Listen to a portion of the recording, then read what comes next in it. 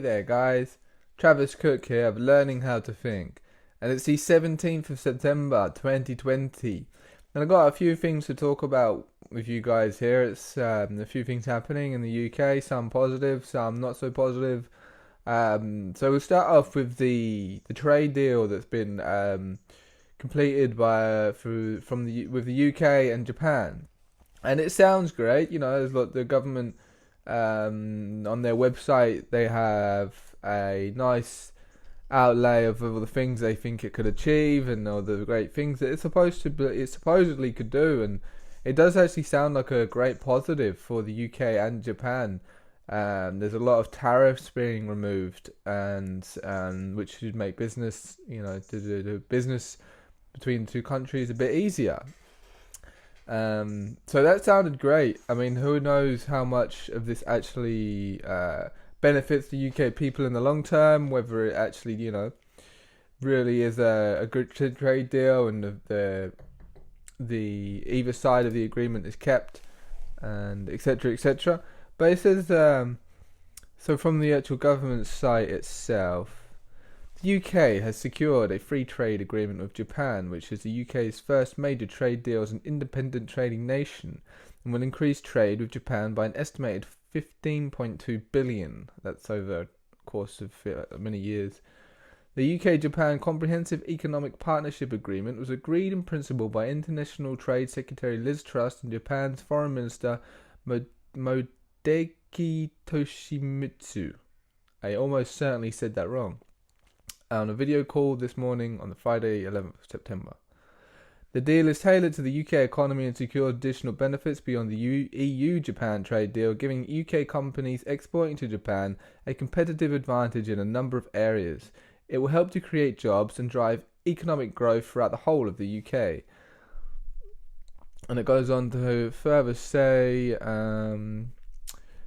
the UK will benefit from tariff-free trade on 99% of exports to Japan. Government analysis shows that a deal with Japan will deliver a 1.5 billion boost to the UK economy and increase UK workers' wages by 800 million in the long run. So that all sounds very nice. But given the track record of the governments around the world, but this is, this is new territory for the people of the UK now, having just come out of the EU, or so close, not quite completely yet, to now start making trade deals with other countries as an independent nation. That's great.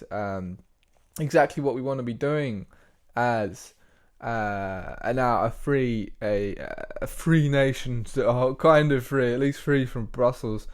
Now we just have to get rid of all the dark swamp stuff that's left here within our government and stuff, government and banking institutions and all of that. So then after that as well, we have the internal market bill, and so this essentially is a clever little trick that's been magicked up by Johnson's crew. And essentially, what it would do is it would override the withdrawal agreement and would keep Northern Ireland with the UK in the event of a no deal. And it did get some, it went through the first stages and got passed, but then there was a lot of, there's some Tory MPs that have revolted, and there was quite a lot of resistance to this because of, breaking international law, but sovereign law should triumph over international law. I'm pretty sure that's how it goes. And I mean, there are many countries that have broken international law, and the EU itself has broken international law. And even Boris is saying that he doesn't think the EU is negotiating in good faith. So, what do you do about that, huh? I mean, to me, it just seems so obvious that Brussels can't. Well, they really don't want to let the UK leave and become prosperous and successful, because then it shows why the fuck would you want to be in the EU, right? So they're doing everything they can to slow the process down, delay it, make it look like a bad idea, make it all this stuff. But they don't realise it's happening, that we are leaving, and we're going to leave as a free nation, sever all the ties and come out of it just like any other country in the world. And we'll be able to have some relationship with the EU once we... I don't give a fuck if we even get this trade deal sorted out and all the other stuff that they're trying to get from us. But I think a no deal actually would be great, and then just fuck them. Fuck Brussels. I love Europeans, and the countries I've been to, I had a great time with people that I met there in Europe.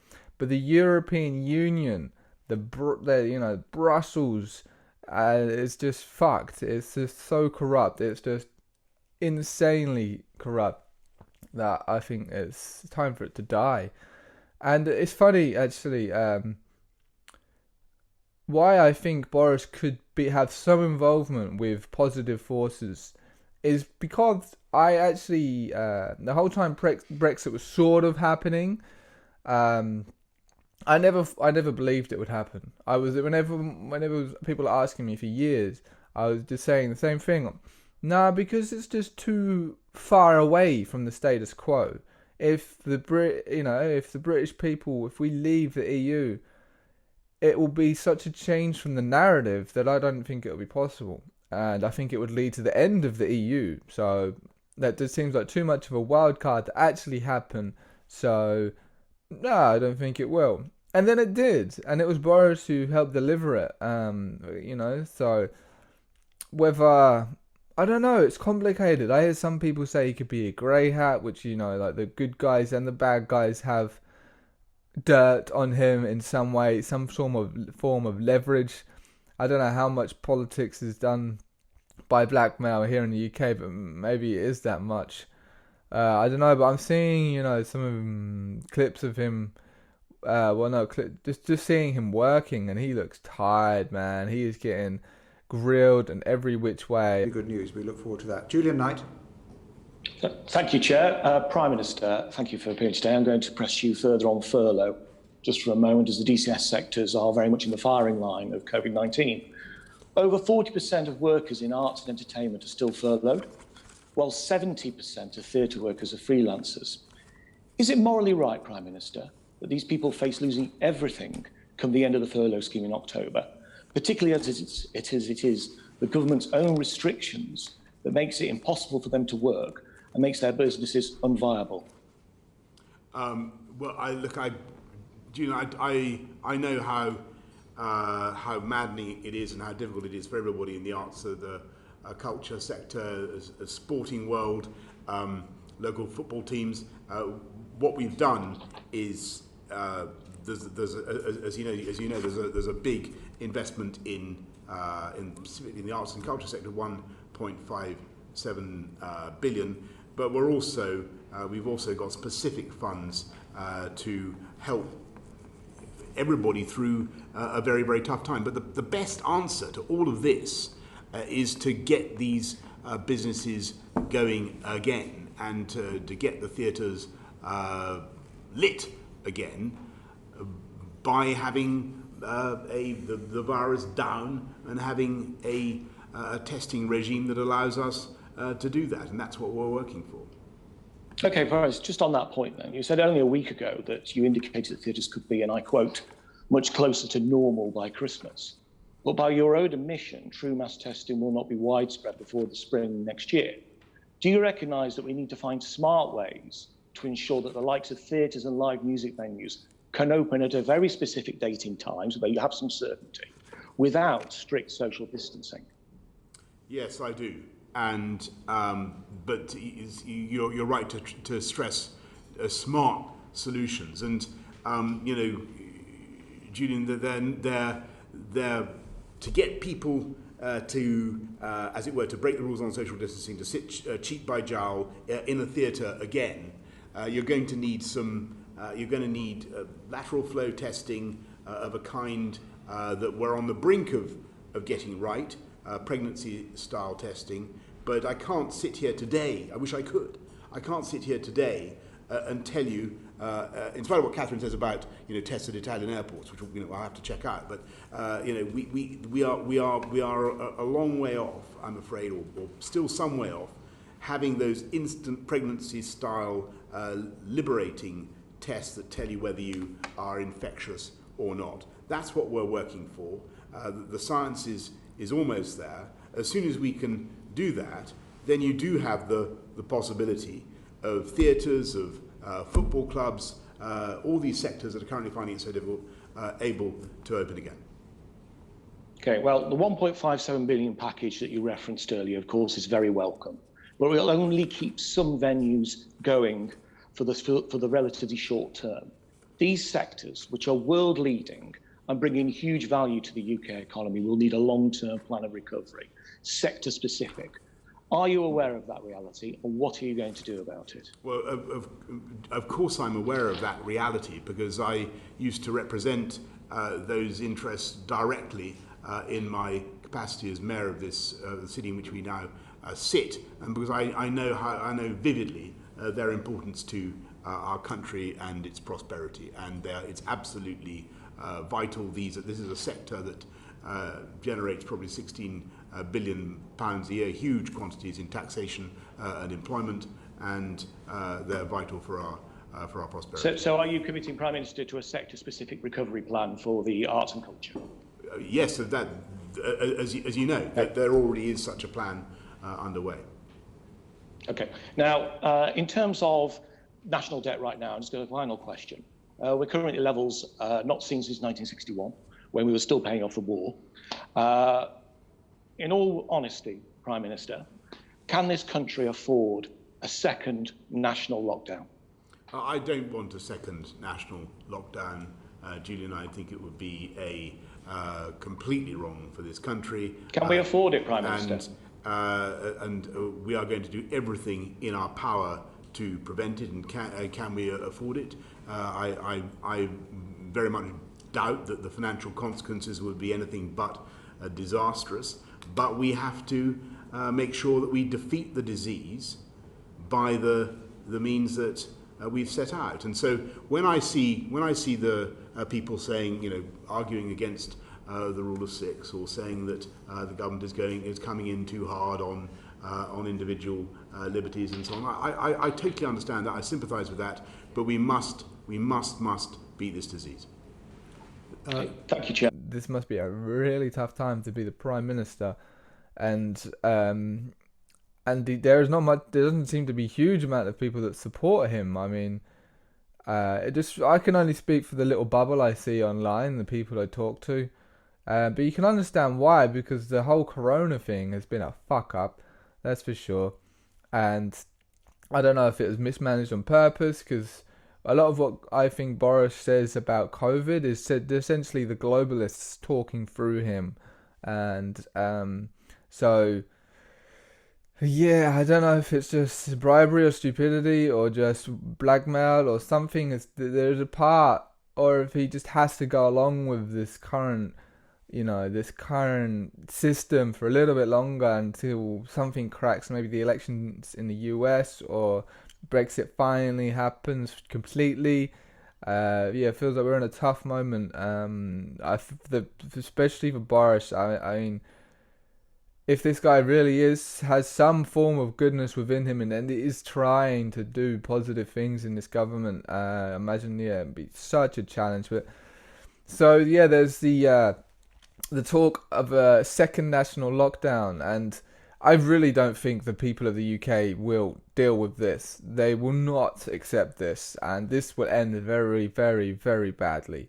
So there's already the rule of six, which a lot of people are just laughing at, to be honest. Even I'm hearing stories of police officers having a party, so nobody's giving a fuck about that. But now they're trying to go even further. And this is because what it is, it's a battle right now. You have the globalists trying to control the UK and the world, but we'll just stick on the UK for a second. They're trying to control us. It's actually all really sort of building up to this next attempt. If they are successful at locking us down again with little to no resistance, then that could be it. That could be the icing on the cake for this country. It really could break this country if people accept another national lockdown. And I think Boris knows that. And that's why when I look at him, and I think he knows we can't do another lockdown, but there are forces that are pushing him to do it. So it's like there is like a war of attrition happening, and it involves our Prime Minister, it involves people in the government, it involves everybody. The globalists are coming down on us. They want to lock us down forever. They want to get their vaccines in, or so everyone has to be tested in this traffic light system, which I heard Boris talk about, which is very dodgy. It sounds just like what they have in China, saying that you have to have a test to say you don't have COVID before you can join a singing class and sing together. Now, what does that sound like to you? That sound very, very bad. That's the future these globalists have for the people. So there's multiple fronts happening here, as you can see. It's all kicking off. But now it's so crucial to resist. We have to resist. Stop wearing the fucking mask. Stop socially distancing. Just go back to being regular human beings who enjoy the company of others and are not scared of others. I mean, I hear apparently up the north, a lot of people don't even care about this anyway, which is probably why Boris is now trying to go for them. They're locking down the northeast, and I just wouldn't be surprised if there is just total rebellion to this. The people just don't accept this, because there's going to be some people who have nothing to lose now. There's some people, if they're lots of companies are already straddled with loads of debt from having to be shut down for all that time, and lost capacity in restaurants and all this stuff, and they're just starting to get back moving again. You want to lock them back down? Well, what are they going to do? It's like when you back a dog into the corner, it's going to fight to survive. That's what,